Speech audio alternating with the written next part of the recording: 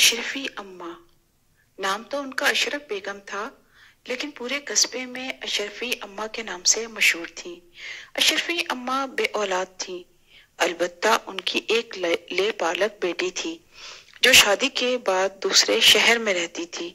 شوہر کے انتقال کے بعد اشرفی اماں اکیلی رہ گئیں تو قصبے کے لوگوں نے انہیں اپنے گھر میں رہنے کی پیشکش کی، مگر وہ خوددار اور دوسروں کے کام آنے والی شفیق اور مہربان خاتون تھی، اس لیے کہیں نہ گئیں اور اپنے گھر میں تنہا رہتی تھی۔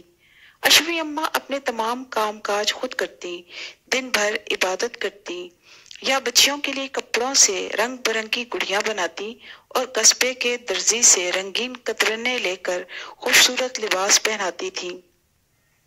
یہی گڑیاں اور گڈے ان کی آمدنی کا ذریعہ تھے، جو اشرفی اماں کو اپنی اولاد کی طرح عزیز تھے۔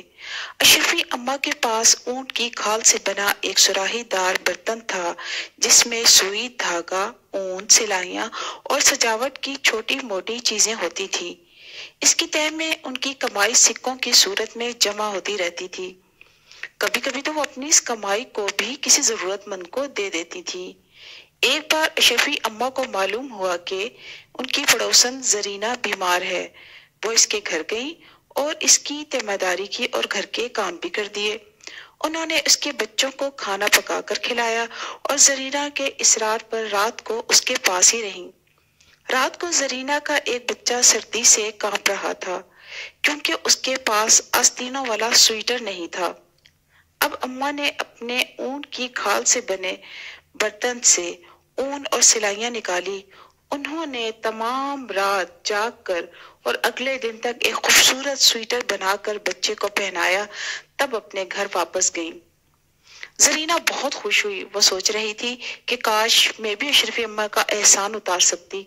عید کے دن تو تمام بچے اشرفی اماں سے ملنے ان کے گھر ضرور آتے اور عید کی مبارکباد دیتے، تو اشرفی اماں اپنے خاص برتن کی تہہ سے اپنے جمع شدہ چمکتے سکے نکال کر بچوں کو عیدی دیتی اور ان کی خوشی سے دمکتے چہروں کو دیکھ کر خوش ہوتی۔ اس بار بھی عید بہت اچھی گزری، کیونکہ ان کی لے پالک بیٹی ایک ہفتے تک ان کے ساتھ رہی، مگر اس کے جانے کے بعد اچانک ان کی طبیعت خراب ہو گئی تو وہ بستر سے بھی نہ اٹھ سکی۔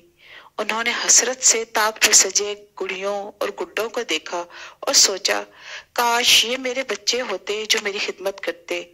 وہ تو قصبے کے ہر بچے کو اپنا بچہ سمجھتی تھی، مگر آج وہ بالکل اکیلی تھی۔ اچانک انہیں ایسا لگا جیسے طاق سے گڑیاں اور گڈے اتر کر جیتے جاگتے بچے بن گئے ہوں۔ ایک گڈا ان کی ٹانگیں دبا رہا ہے اور ایک گڑیا گھر میں جھاڑو پونچھا کر رہی ہے اور ایک گڑیا آٹا گوندھ رہی ہے اور گڈے پانی بھر رہے ہیں۔ اشرفی اماں نے اد کھلی آنکھوں سے دیکھا اور آہ بھر کر سوچنے لگی، کاش یہ خواب کبھی نہ ٹوٹے اور تمام گڑیاں اور گڈے اسی طرح میرا سہارا بنے رہیں اور مجھے کبھی اکیلا نہ چھوڑیں۔ لیکن ان کا خواب اس وقت ٹوٹ گیا جب آسیہ یخنی کا پیالہ لیے اماں کے سرہانے آئی اور انہیں جگانے لگی۔ اس وقت اماں پر حیرت کا پہاڑ ٹوٹ پڑا۔ ارے یہ خواب نہیں بلکہ حقیقت ہے، اتنی خوبصورت حقیقت جو خواب سے بھی 100 گنا زیادہ اچھی تھی۔ آشی نے گھر صاف ستھرا کر کے سنوار دیا تھا اور آسیہ نے مزیدار سوپ بنایا تھا۔ زرینہ کا بیٹا ٹوپی لگائے ہوئے جائے نماز پر بیٹھا اشرفی اماں کی صحت یابی کی دعا کر رہا تھا۔ وہ سوچنے لگی کہ میں بلا وجہ خود کو تنہا اور بے آسرا سمجھتی رہی۔ ان کی آنکھوں سے خوشی کے آنسو ٹپ ٹپ بہہ رہے تھے۔ امید ہے آپ کو یہ کہانی پسند آئی ہوگی۔ شکریہ۔